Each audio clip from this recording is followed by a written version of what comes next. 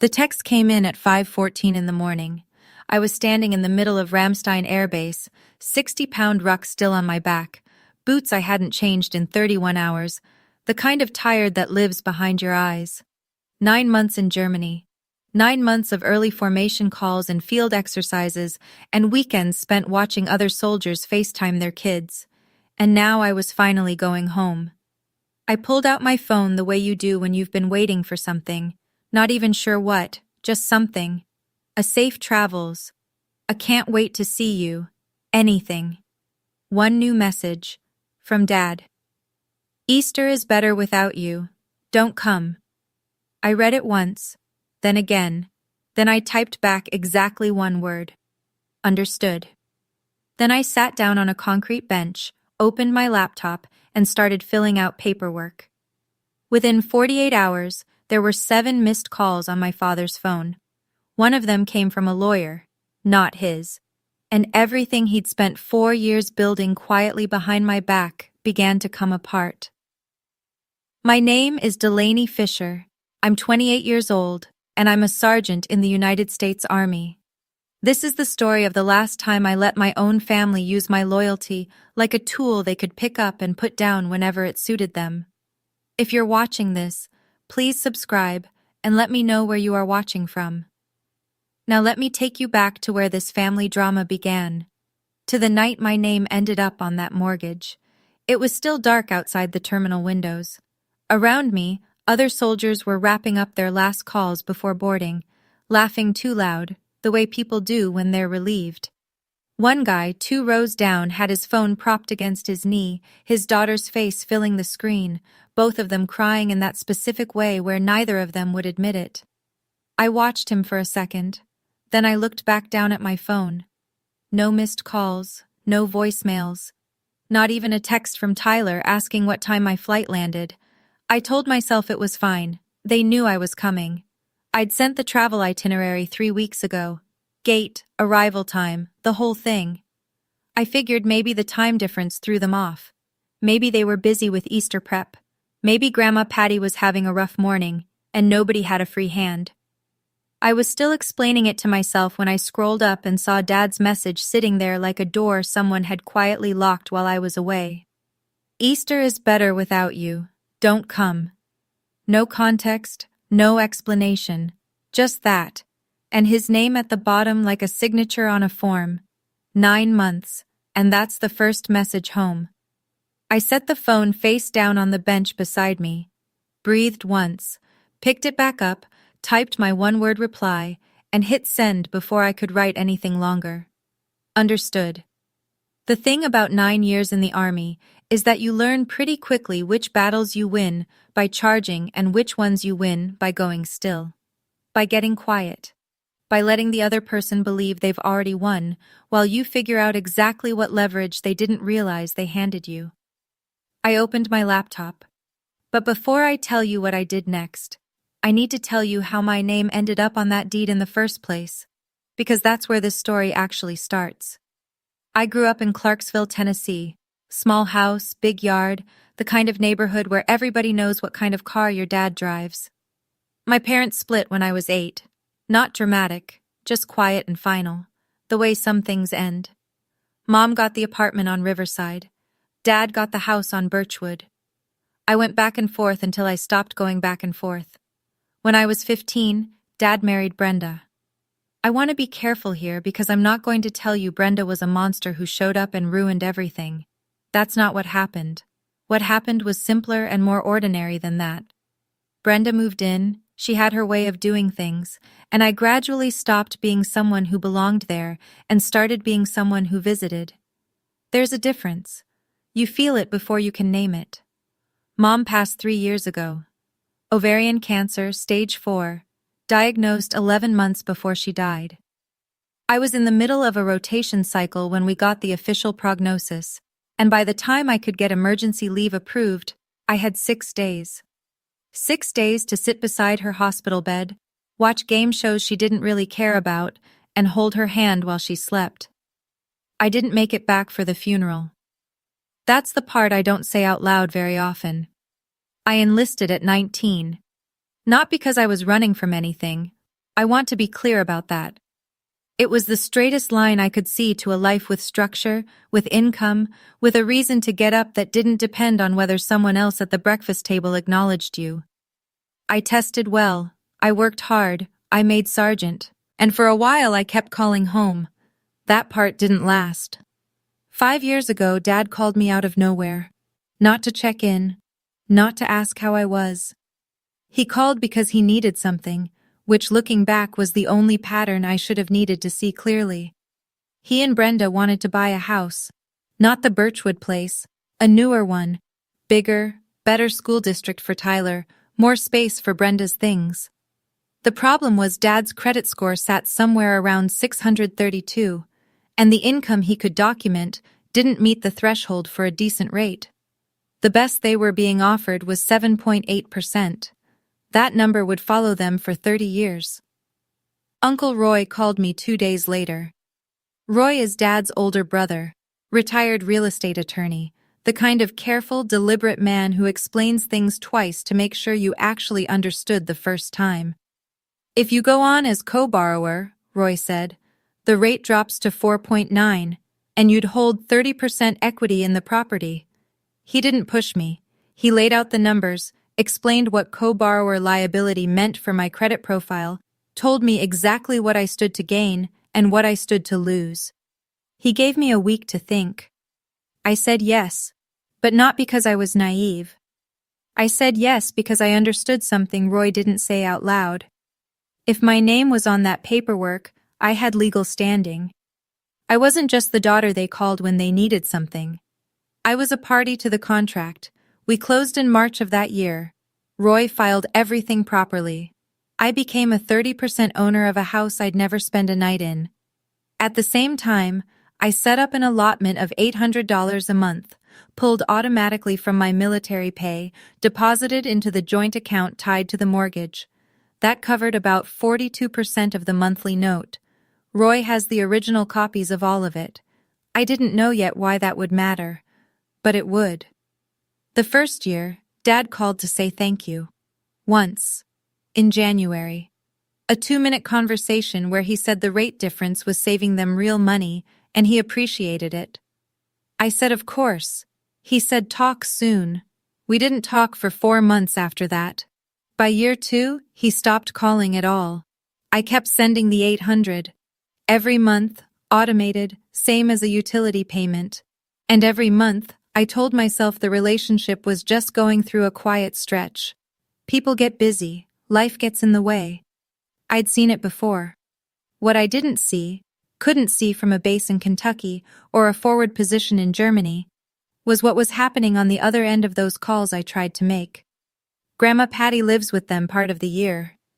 She's 79, sharp as she's ever been, but she doesn't fight with technology, and she relies on whoever hands her the phone. I must have called that house 30 times over 4 years, maybe more. Brenda answered most of them. She's resting. She just went down for a nap. Oh, I'll tell her you called. I didn't know until Easter Sunday that Grandma Patty never got a single message. Tyler sent me one text, just one, asking if I was coming home for Christmas. I wrote back within the hour. Brenda saw it on his phone that night. I know this because Tyler told me later. He said she sat across from him at the kitchen table and told him, in a voice that didn't leave room for argument, that he didn't need to have a relationship with me. He was 19. He didn't push back. $800 every month into a house where I was becoming less than a stranger. And Gary? Gary told the relatives I never called.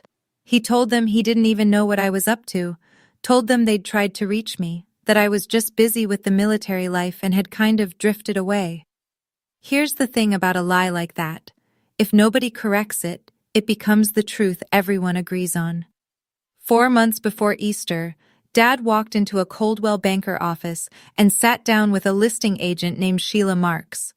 I didn't know this at the time. I'm telling you now because it matters. Because that meeting is the reason I got that text message, and once you understand that, the whole thing stops looking like a hurt feeling and starts looking like what it actually was. A calculation. Home values in the Clarksville area had moved significantly over 5 years. The house they'd bought for $220,000 was now appraised in the low to mid 300s. On paper, there was real money sitting in those walls, and Dad needed it. Brenda's salon had been running at a loss for over a year. Tyler was finishing his last semester of college. The monthly note wasn't the problem, the locked-up equity was. So Gary asked his attorney, a man named Haynes, whether there was any way to proceed with the sale without getting a co-owner's signature. Haynes told him no. There wasn't. Which meant Gary had a problem with my name on it. Now he had options. He could have called me, explained the situation, offered to buy out my 30% at a fair price and asked me to sign a clean transfer. That would have been the straightforward path. I might have said yes. We'll never know, because he never offered it.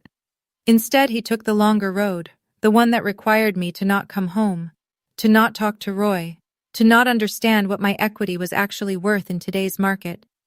He needed me distant, uninformed, and agreeable. The text message at the airport wasn't grief. It wasn't even anger. It was a door he was trying to close before I could walk through it. He just didn't count on the fact that I was already on my way. I want to talk about Brenda for a minute because I think people underestimate her. Not in a complimentary way. I mean that she is more deliberate than she appears, and that deliberateness is what made her dangerous in a quiet, domestic kind of way that doesn't show up on paper. Brenda's salon, polished, over on Tiny Town Road, had been struggling for a couple of years. She'd overexpanded in 2022, took on 2 extra chairs, signed a longer lease, hired staff she couldn't sustain. By the time the market softened, she was carrying about $18,000 in debt she didn't talk about openly, not even to Gary. Not until it was already a problem that needed solving. Tyler graduating meant tuition payments wrapping up. It also meant she'd promised him something. A safety net, a foundation, we'll help you get started. She'd said it out loud at his junior year Thanksgiving. He'd heard it. She couldn't walk it back. So the math wasn't complicated. Sell the house, clear the salon debt, help Tyler, start fresh. What stood between her and that math was my name on a deed. She was the one who thought of the Easter text. I know this because Gary told Roy in a moment of defensive honesty later. Brenda thought it would keep things simpler. She had figured that a soldier stationed in Germany, 5,000 miles away, without a lawyer on speed dial, wouldn't know her equity position or move fast enough to matter. She wrote the message. Gary sent it. What she miscalculated, what both of them missed completely, was that 9 years of military service doesn't produce people who panic when someone tries to close a door on them. It produces people who find the other entrance. I called Captain Torres at 6 a.m. German time. Alicia Torres is a JAG officer, Judge Advocate General, which is the military's legal branch. I'd worked with her on a housing dispute for another soldier in my unit the previous fall, and I had her direct number saved. She picked up on the 3rd ring. I kept it brief. I told her I was a co-borrower on a civilian mortgage, that I had reason to believe the primary borrower was in the process of listing the property without notifying me, and that I wanted to understand my options. She was quiet for a moment. Then, "You want to stop the sale, or you want your equity?" I thought about that. "I want what's mine." "Okay," she said. "2 things. First, your allotment. You can cancel it through my pay right now. No explanation required, no permission needed, effective next pay cycle. That's your money and your right." "And the mortgage?" "Send an equity position inquiry to the lender. Standard letter, co-borrower's right under the loan agreement. They're legally required to notify all parties on the loan when they receive it. Your father will know you sent it, but he won't know what you're planning to do next." I wasn't threatening to force a sale. I wasn't making demands. I was doing exactly what any co-owner is entitled to do, asking where I stood. I opened my pay first, found the allotment line, clicked cancel. The system asked me to confirm. I confirmed. $800 a month, for the first time in 4 years, was staying in my account. Then I pulled up a blank document and drafted the equity inquiry letter. It took me 11 minutes. I emailed it to the lender at 6:24 a.m. I didn't threaten anyone. I didn't make a scene. I just stopped pretending my name wasn't on that paper. 48 hours later, on a Saturday morning in Clarksville, Gary Fisher's phone buzzed with an email from the mortgage servicer. He was in the kitchen when it came in. Brenda was arranging Easter lilies on the dining room table. Tyler was somewhere upstairs. The house smelled like ham and brown sugar and the specific kind of domestic calm that people work hard to maintain when things underneath are less calm than they appear. The subject line read, Co-borrower inquiry, loan account number XXXX. The body of the email was 2 paragraphs of standard legal language. The part that mattered was this. Co-borrower Delaney Fisher has submitted an equity position inquiry. As required under the terms of the loan agreement, all parties are being notified. Gary read it twice. Then he walked to the kitchen doorway. Brenda. His voice was flat in a way that made her put down the flowers. She did something with the bank. He tried my number. I didn't pick up. He tried again 15 minutes later. Voicemail. Brenda. Call Haynes. Gary called Haynes. The attorney walked him through it slowly, the way you explain something to someone who doesn't want to hear it. An equity position inquiry wasn't an attack. It wasn't a lawsuit. It was a co-owner establishing the current value of her share, which was her legal right under the mortgage agreement. There was no move Gary could make to stop it or reverse it. What if she wants a partition sale? Gary asked. Haynes. Then a court orders the property sold, proceeds divided by ownership percentage. And we lose the house. Yes. Gary sat down at the kitchen table. Brenda didn't say anything. Outside, a neighbor's kid was riding a bicycle in slow circles on the street. 7 missed calls on my phone that afternoon. None from a number I picked up. I was already in the air. Here's what nobody knew. I had bought that ticket 3 months ago. February, sitting in a break room at Grafenvor, eating a granola bar and looking at the Delta calendar on my phone. Easter was early that year. I had the leave approved, the dates cleared. I booked the flight home to Nashville the same afternoon. When the text came in at Ramstein, the ticket was already purchased. The seat was already assigned. The connection through Atlanta was already on my boarding pass. I thought about canceling it. I won't pretend I didn't. I sat on that concrete bench for probably 20 minutes, just staring at the flight confirmation while the terminal noise went on around me. Part of me said, "He told you not to come. Respect it. Walk away." But there was something else in me that kept circling back to Grandma Patty. She's 79. She has a good mind still, sharper than people give her credit for. But her body is slower, and the winters have been hard the last couple of years. I thought about all the calls where Brenda had picked up, all the times I'd been told she was resting, napping, unavailable, all the Easter dinners and Christmases I'd missed, not because I didn't try, but because there was a wall between us I hadn't fully understood until that morning. My grandmother didn't know I'd been calling. As far as she knew, I had quietly walked out of her life. I needed her to know that wasn't true. Not in a letter, not in a voicemail. In person, at the same table, where there was no one who could intercept it. I didn't cancel the ticket. I changed my seat to an aisle, ordered a coffee from the cart, and boarded the flight to Nashville like I'd always planned. I just didn't tell anyone I was coming.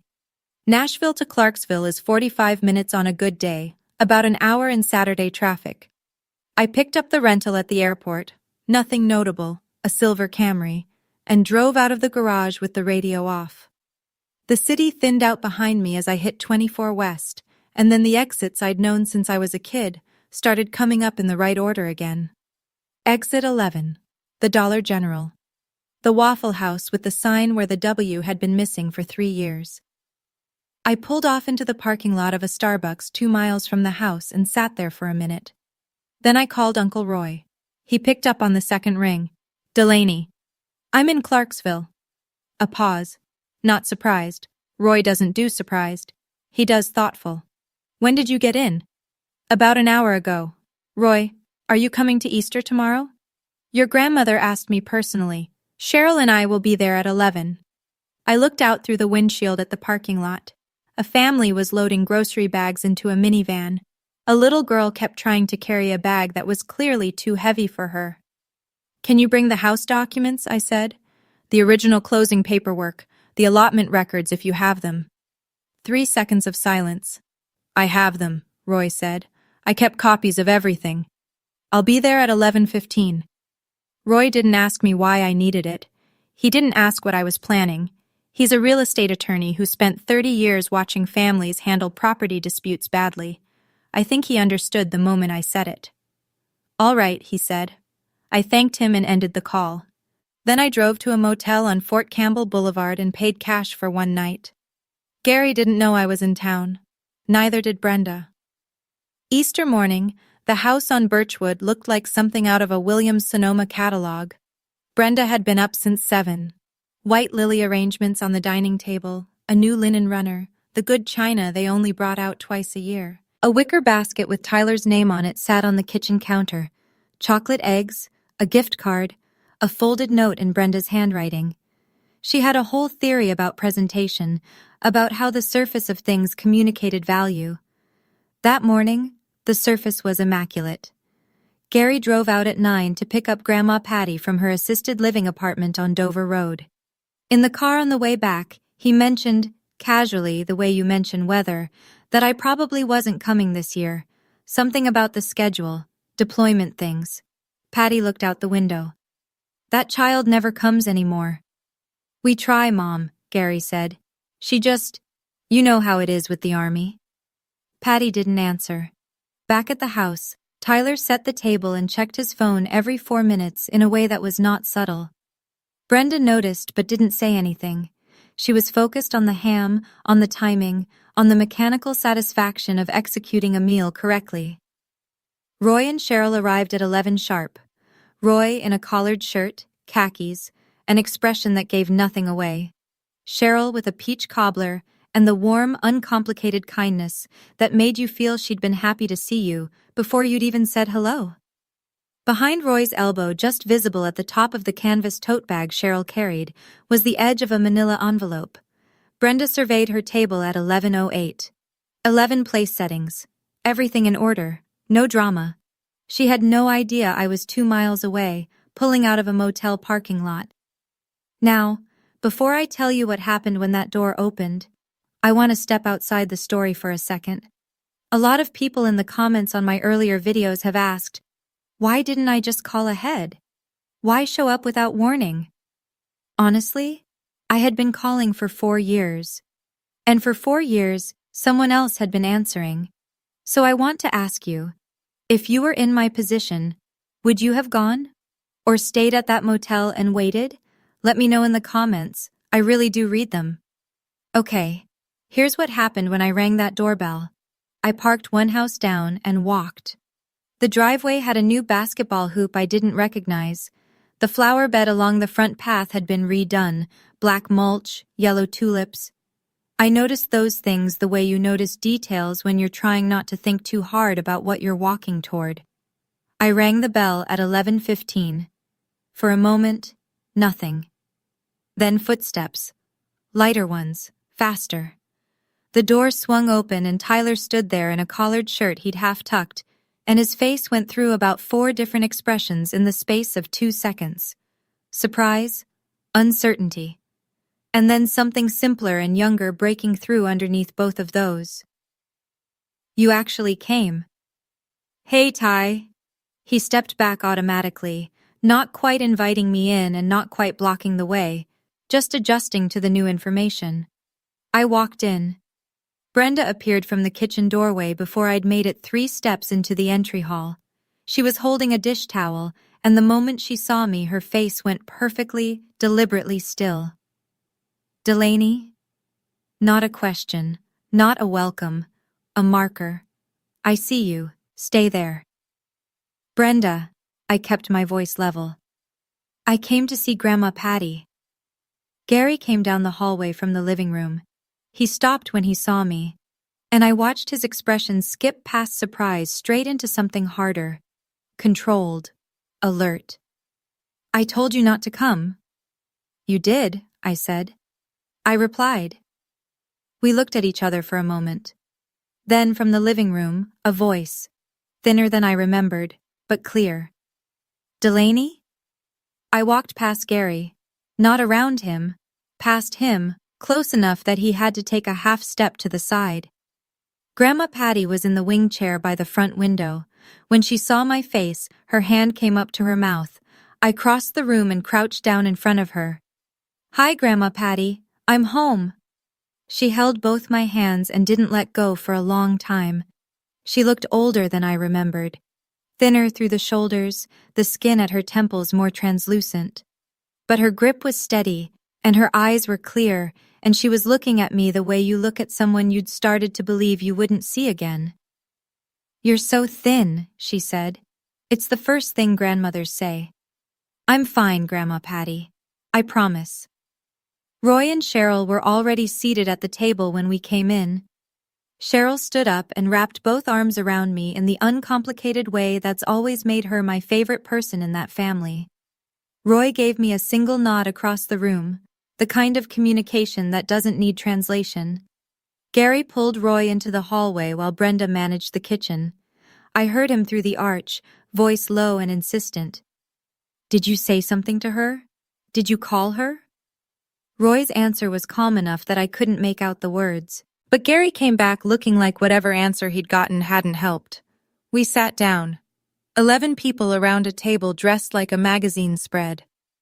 Brenda opened the meal with a remark about the ham, got a polite response from Aunt Linda, and smoothly redirected into a question about Tyler's post-graduation plans. Tyler answered carefully, eyes moving once to me and then away. Grandma Patty had settled in the chair to my left. She reached under the table and found my hand again. You said you've called, she said quietly, not looking at me, eyes forward. Gary told me you never... She stopped. I called a lot, I said, just as quietly. She was still for a moment. Then, I see. 2 words. But something had shifted in her face, and Brenda, who was watching from the head of the table, saw it too. We were between the salad and the main course when Gary cleared his throat. Since everyone's here, he said, and there was a particular quality to his voice, the forced ease of someone who rehearsed this. I actually wanted to bring something up, about the house. The table shifted the way tables do when someone changes the frequency. Forks paused. Cheryl set down her glass. Gary looked at me. Delaney, I just need you to sign off on one document. It's a straightforward thing, a transfer of interest. Given that you're living overseas and not using the property, what kind of document? I said. Just a form, updating the deed, moving forward practically. Aunt Linda, who was seated across from me, looked between us the way someone does when they're deciding whether they're about to witness something. You want me to sign away my ownership stake, I said. Not a question. I wouldn't put it that... What's the current appraised value of the house, Dad? He blinked. That's not really... Sheila Marks at Coldwell Banker pulled comps last fall. Comparable sales in the area have been running around $335,000 to $345,000. I kept my voice even. My 30% of $340,000 is $102,000. You want me to sign away $102,000 at the Easter table, in front of everyone. The room went very quiet. Brenda set her fork down on her plate with a soft click. Roy hadn't moved. Tyler was looking at his plate. Grandma Patty, to my left, had gone still in a way that was different from her ordinary stillness. Gary opened his mouth. Put a number on it, Dad, I said quietly. Don't call it a formality. Brenda moved before Gary had a chance to recover. She set her napkin on the table with the precise, deliberate motion of someone who has decided to take over the wheel. Delaney, her tone was warm in a way that was entirely constructed. Nobody here is saying you don't deserve anything. We're just being practical. This is a family matter, and family works things out quietly. I agree, I said. This is a family matter. Right. She glanced around the table. at Linda, at Patty, at Roy, the kind of glance that's actually an appeal. What Gary is asking is completely reasonable. You're in Germany. You've built your life there with the army. You're not here. You're not present, in the daily sense. Gary has been handling everything. A pause, perfectly timed. Maintaining the property, looking after Patty when she needs it, managing everything that comes with keeping a home running while raising Tyler and supporting. Brenda, Tyler said. She turned to him. Mom, stop. She looked at him for one flat second, and I watched him hold the look. It seemed to cost him something, but he held it. Brenda refocused on the table. I'm just saying that contribution isn't only financial. You're right, I said. It isn't. Which is why I'd like to ask. Does anyone at this table know how much I've contributed financially to this house? Not in theory, the actual number. Linda looked at Rachel. Rachel looked at her plate. Grandma Patty was watching me with an expression I couldn't quite read. I could have stopped there. For a long time, stopping there would have been exactly what I did. But I caught Roy's eye, and he gave me the smallest nod I'd ever seen, so I didn't stop. For 4 years, I said, I've had an automatic allotment, a portion of my military pay, set to transfer into the account tied to this mortgage every single month, $800 every month, for 48 months. I let that sit for a second. That's $38,400. Linda made a small sound that wasn't quite a word. That's approximately 42% of every monthly mortgage payment for 4 years, sent from a base in Kentucky and then from Germany into this house. I kept my voice flat and factual, the same voice I use when I'm briefing. Not as a gift, not as rent, as a co-borrower meeting her financial obligation on a joint loan. That was your choice. It was my legal obligation, I said. Because my name is on the mortgage, which means my credit was on the line, which you knew when you asked me to sign. A pause. I canceled that allotment on Friday morning. Gary went still. He pushed back from the table slightly. You can't just... I can, I said. It's my money and my right. Captain Torres confirmed it. The name landed, the mention of a JAG officer, and I saw Gary process it. Not anger, not yet. Something more calculating, more scared. Grandma Patty's voice came from beside me, low and deliberate. Gary, she's been sending money here every month? Gary didn't answer. I asked you a question. Her voice hadn't risen. It had done the opposite. It had gotten more precise. She has been sending $800 a month into this house, and you told me she never called. She never checked in. Silence. Which of those things is true, Gary? Gary's jaw tightened. He looked away from his mother and back at me. The allotment was your decision. Nobody asked you to send that money. You asked me to co-sign the loan, I said. The allotment was how I protected my own credit from a mortgage I couldn't monitor from overseas. You understood that arrangement. Roy explained it to both of us. Gary switched tactics the way people do when the ground shifts under them. He turned toward Patty, and his voice softened into something that was meant to sound reasonable. Mom, this isn't what it looks like. Delaney came home looking for a fight, and she's... Gary, Roy's voice. The first time he'd said a word at that table beyond general pleasantries. It was quiet. It wasn't loud. But something about the way Roy said that single word made 3 separate conversations around the table stop. Roy folded his napkin carefully and set it beside his plate. I explained the allotment arrangement to you directly, he said. In this kitchen, in March of 2020. You understood what it was, what it meant for Delaney's credit exposure, and why she was sending it. A pause. If you're telling your mother you didn't know, I'd like to understand how. Gary said nothing. And I'd like to understand, Roy continued, how 4 years of monthly transfers slipped your mind when you were describing Delaney's level of involvement to the family. The table was completely still. Aunt Linda had both hands in her lap. Rachel was looking at the lily arrangement in the center of the table as though it were suddenly very interesting. Tyler looked up, looked directly at his father. Gary looked at Roy. In Roy's eyes was something that wasn't anger. It was something quieter than anger, and considerably more final. Roy reached down and lifted the canvas tote bag onto the chair beside him. He set the manila envelope on the table, not dramatically, not with announcement. He simply placed it down the way you place something that has always belonged there.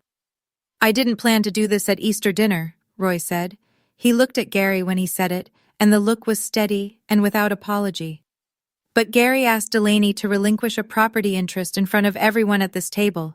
"I think everyone at this table deserves to understand what they just witnessed."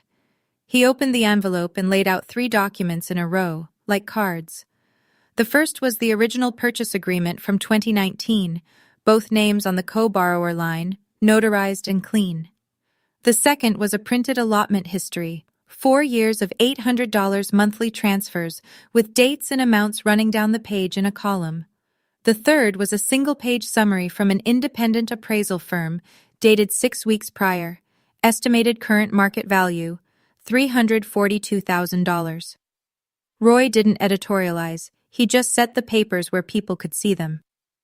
30% of $342,000, he said, is approximately $102,600.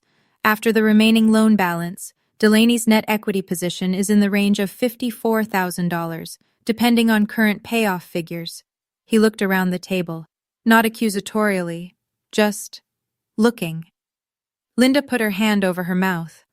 Rachel said nothing, but she leaned away from the table slightly, like she was creating small physical distance from what was happening. "Dad, you're selling the house?" Tyler said. Gary: "That's not... We were looking at options. Were you going to tell me?" Brenda: "Tyler, this isn't the place." "Were you going to tell me, Mom?" The silence after that was a specific kind. The kind that means everyone in the room has just understood something at exactly the same time. Grandma Patty put both palms flat on the table. She did it slowly, the way people do when they're using their body to anchor themselves before they speak. Then she pushed herself upright in her chair, not all the way standing, but tall enough that it felt like standing. "Gary Thomas Fisher." She only used his full name twice in my living memory. Once at his father's funeral when he was 16 and crying too loud in public. Once when he was 32 and made a decision about money that she told him she'd warned him about. This was the 3rd time. Gary looked at her. He didn't have a choice. "You told me she never called," Patty said. Her voice didn't shake. "You told me for 4 years that Delaney had moved on, that she was busy, that she'd kind of drifted." "Mom, that's not exactly..." "Roy just told me he explained that allotment to you in March of 2020, in this kitchen." She looked at the kitchen doorway as though she was orienting herself in the memory. "While I was sitting at that table." Gary said nothing. Patty turned to me. "How many times did you call this house?" "A lot, Grandma Patty." "And who answered?" I didn't say anything. I let the silence answer it. Patty turned to Brenda. Brenda opened her mouth. "Patty, I want you to understand. I always relayed. You told me she never called." Patty's voice was very quiet. "I asked you, in this kitchen, whether Delaney had called for my birthday in October. You told me she hadn't." Brenda: "I may have misunderstood." "Sit down, Brenda." It wasn't a request. There was nothing loud about it. It landed the way a gavel lands. Brenda sat down. The room held its breath. "I need to stop here for a second. And I'm stepping outside the story just to say this. That moment with Grandma Patty? That wasn't the moment I'd prepared for. I went into that house thinking about paperwork and equity percentages and legal rights. I didn't go in thinking about my grandmother spending 4 years believing I'd forgotten her. That part hit different than any number on any document. If you've ever had someone intercept your relationship with a family member, a parent, a grandparent, anyone, I want to hear about it. Comment below. Okay. Gary still hadn't said the worst thing yet. Let me keep going. Roy waited until Patty had settled back before he continued. Gary. He kept his voice measured. Informational, the way you'd expect from a man who spent 3 decades in real estate law. Are you currently working with Sheila Marks at Coldwell Banker on a listing agreement for this property? Gary looked at Roy the way you look at someone who you realize has known longer than they let on. That's between me and… I'll take that as a yes. Roy nodded once.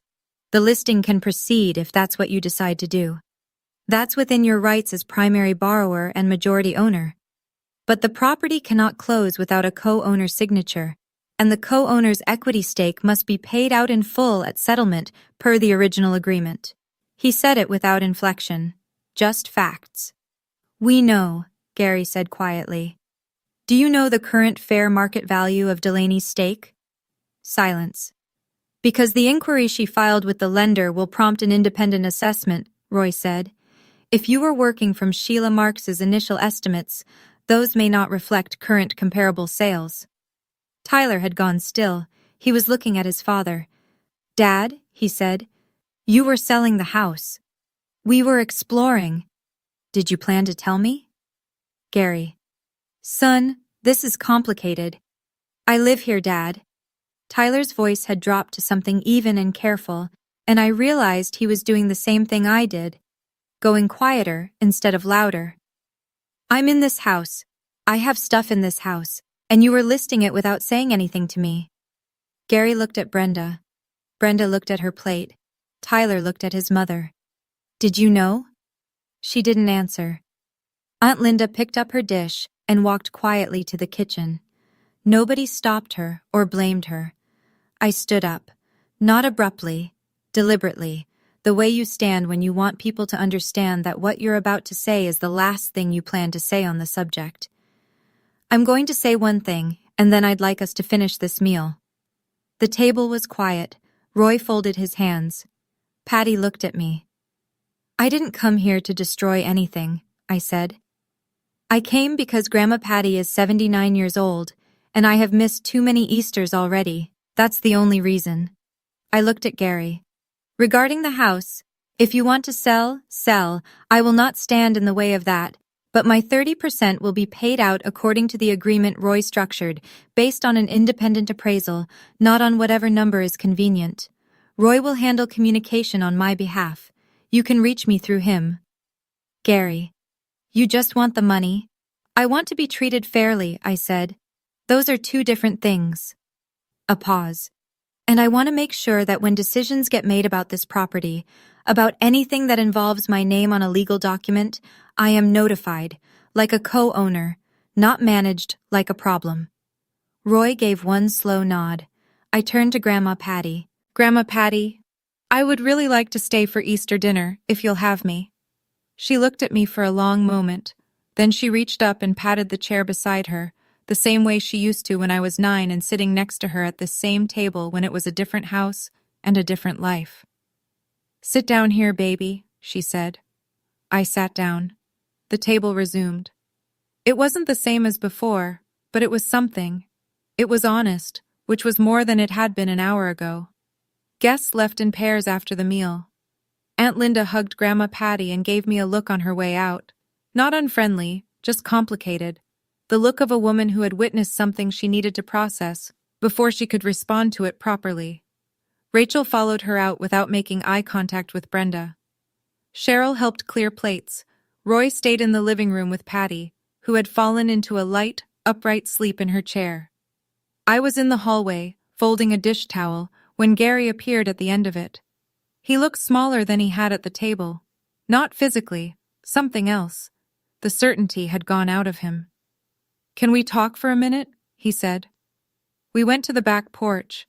The yard behind the house was green from the April rain, kids somewhere a few streets over, a dog barking in the distance. A regular Sunday afternoon. Gary sat on the step. I'm sorry about the text. I didn't respond. I mean it. He looked out at the yard. I shouldn't have sent it like that. Okay. A pause. And then, as I had expected, because I know my father, he continued. The situation with Brenda's salon is serious. If we could get this resolved quickly, and if you were willing to— You just apologized and immediately moved to the ask, I said. He stopped. Contact Roy, I said. He has my authorization to negotiate on my behalf. If you need a timeline, give it to him. Delaney, I'm not punishing you, Dad. I looked at him. I'm setting up a process so this doesn't happen again. That's different. He looked at me for a moment. And then, you're stubborn as your mother. I picked up my jacket from the porch railing. Thank you, I said. That's the nicest thing you've said to me today. I went back inside. Tyler found me on the back porch about an hour later, after the dishes were done, and the house had settled into the specific quiet of a holiday afternoon that didn't go the way it was planned. He had 2 root beers from the garage fridge, the kind in the glass bottles that his dad bought in bulk from the Amish market. He offered me one without a word and sat down on the step where Gary had been sitting. We drank in silence for a while. I knew something was off, he finally said, about the house. There were folders on Dad's desk, and when I asked what they were, he said insurance stuff. You didn't push it. I didn't want to know, he said. I think maybe that's worse. I didn't tell him it was worse. It wasn't my job to make him feel bad about being 22 and living in a house where information was managed from the top down. I tried to text you, he said. Like 3 years ago. Christmas one year, I think. I wrote back within the hour. Mom. He stopped, took a breath, tried again. I didn't see the reply until the next day. She'd taken my phone to charge it. I took a drink from the bottle and looked out at the yard. I used to remember your mom's house, Tyler said. The one on Riverside. She had that green door. She painted it every other spring. She gave me butterscotch candy once when I was really little. I still think about that sometimes. Is that weird? No, I said. That's not weird at all. We sat out there until the light changed. It wasn't redemption. Not yet. But it was a beginning, and that was more than we'd had an hour ago. I want to keep in touch, he said. If that's okay. Yeah, I said. That's okay. Brenda closed herself in the bedroom at 6 o'clock and didn't come out. Gary knocked at 1:15. You okay in there? Her voice through the door. Linda texted me. He waited. She said, what I said about Delaney today was out of line. A pause. Rachel didn't reply to my message from earlier. She always replies. Gary leaned against the wall outside the door. I told everyone she didn't contribute, Brenda said. I said it in front of Roy, in front of your mother. Gary didn't answer, because there wasn't an answer that made the thing smaller. He went and found Patty still in the living room, more awake now, watching the evening light come through the front window. Roy and Cheryl had gone home an hour before. The house was quiet in the way that felt less like peace and more like aftermath. Patty looked at Gary when he sat down across from her. I want to ask you something, she said, and I want you to tell me the truth. Gary nodded. Did you know she was calling? He was quiet for a long time, long enough that the answer was in the silence before he said anything. Brenda thought it was easier if— Gary. He closed his eyes. Yes, he said. I knew she was calling. Patty looked at him for a moment, not with anger, with something more disappointing than anger. I raised you, she said. I know exactly who you are, and I know you know better than this. She picked up the remote control from the arm of the chair and turned the television on at low volume. A cooking show. The conversation, as far as she was concerned, was complete. Gary sat in the chair across from her and didn't move for a long time. Roy had stayed longer than Cheryl expected.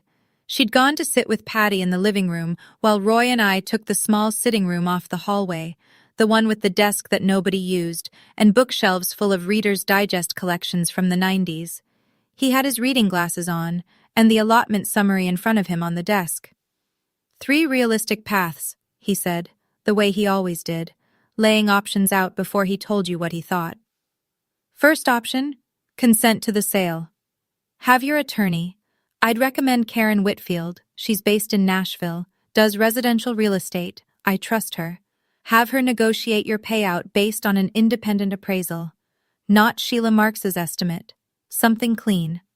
Second option, don't consent, and Gary can't sell without a partition action through the courts, which he won't want because it's expensive and slow, and it'll delay any sale by 18 months minimum.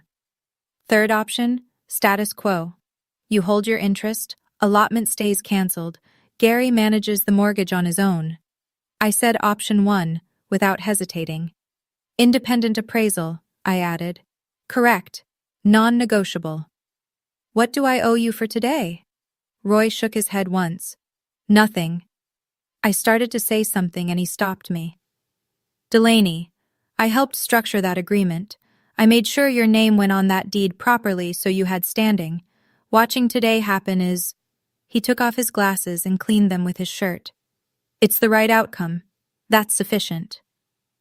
Cheryl appeared in the doorway with 2 mugs of tea. She set them on the desk between us and sat on the armrest of the small sofa without saying anything, the way she has of simply being present without needing to explain it. Your name was always on that paper, Roy said. Today, everyone else finally saw it. I went to say goodbye around 8 o'clock. Patty was still in the wing chair, the television on low, and she had a small carved box on her lap that I didn't recognize at first. She looked up when I came in and turned the sound off without being asked. Sit with me a minute, she said. I sat on the footstool in front of her, the same one I used to sit on as a child, when she read to me out of a paperback novel she'd already read twice. She opened the box. Inside was a ring. Simple, yellow gold, a very small stone, not a diamond, I think a topaz, in a plain setting. My mother's hands, suddenly, very clearly in my memory. Your mom gave this to me, Patty said, before she passed. She asked me to hold it until you came back. She paused. She said she knew you'd come back. She said you were stubborn and you'd find your way. I looked at the ring for a long moment. She sent it to me, Patty said, before you even came to say goodbye to her. She must have mailed it. I got it 2 weeks after. I reached out and took it from the box. It was lighter than I expected, the way small things that carry weight always are. I didn't trust my voice, so I didn't try to use it. Patty put her hand over mine. Her fingers were warm and very dry. You look like her, she said. Same way of going quiet when you're upset instead of crying. She did that too. I pressed my forehead down onto her hand. I cried the way my mother apparently did, quietly, without making much of it, in the company of someone who loved me enough not to mention it. 3 weeks after Easter, I was back at Fort Campbell. Normal routine, PT at 5:30, briefings at 7, the particular rhythm of a life organized by structure. I kept the ring in a small dish on my dresser where I could see it from the bed. Karen Whitfield made contact with Gary's attorney Haynes within the week.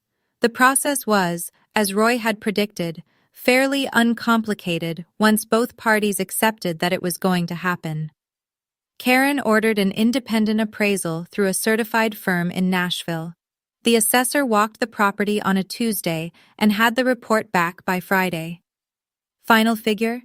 $338,000. Haynes came back with a request to use a number $12,000 lower, citing condition adjustments. Karen declined on my behalf.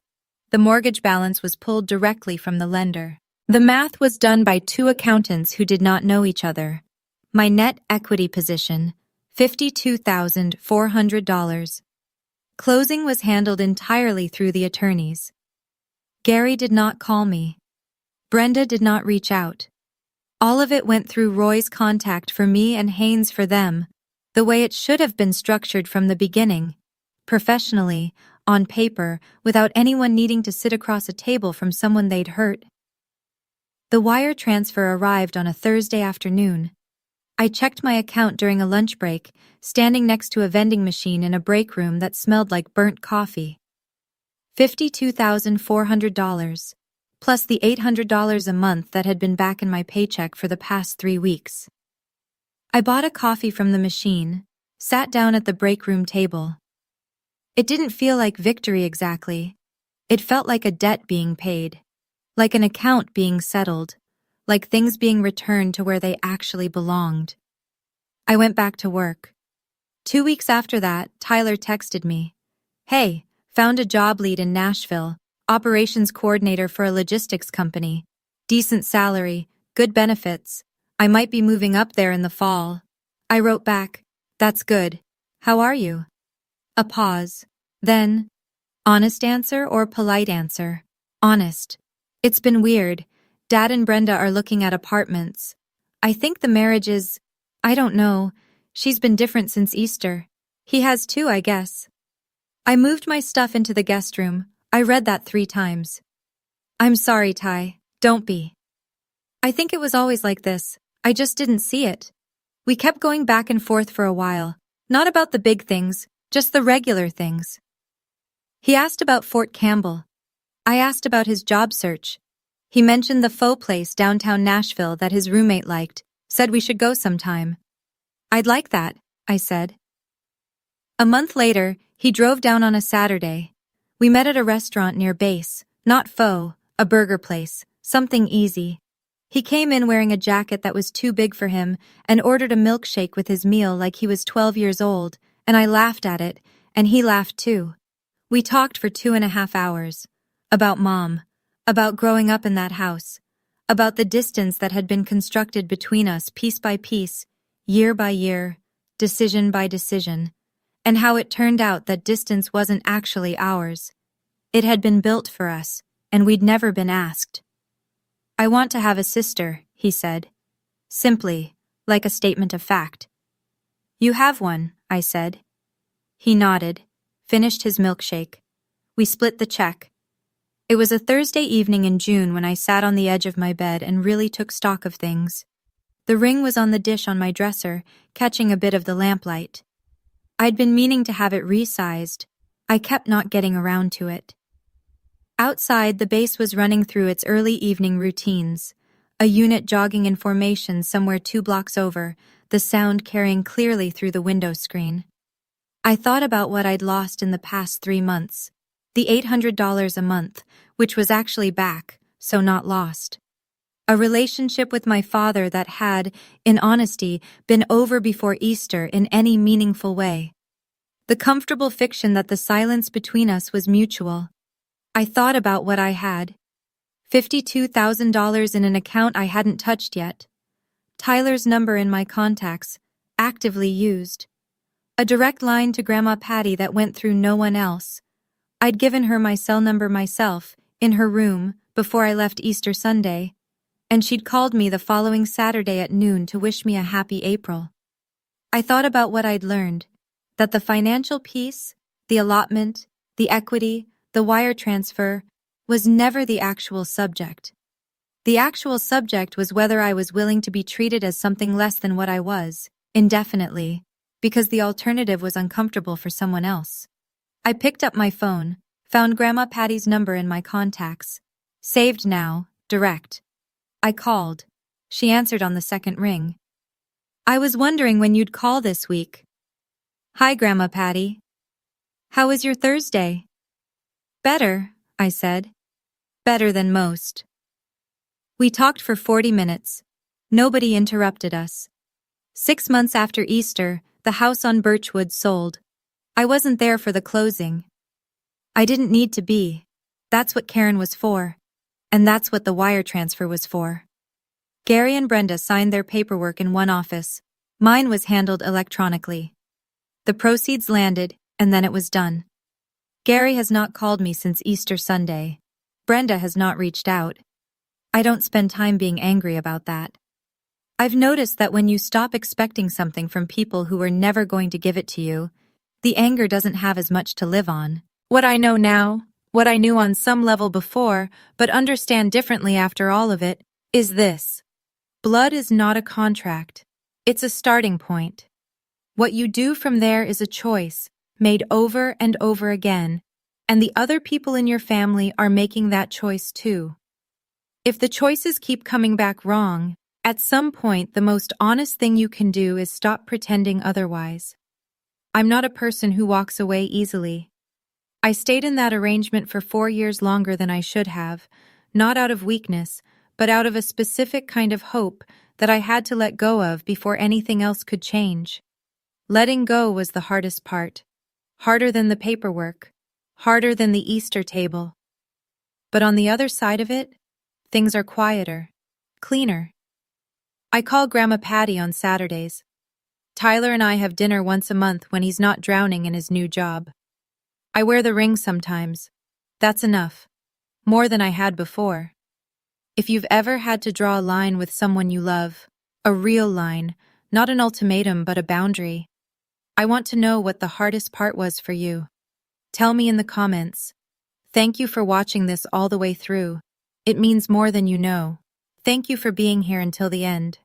If any part of this story touched something in your own life, whether it's about family, about money, about what it means to finally stop explaining yourself to people who were never really listening, leave me a comment. I read every single one. There's another story in the description below that I think you'll connect with just as much. And if you haven't subscribed yet, now's a good time. There's more where this came from. Take care of yourselves.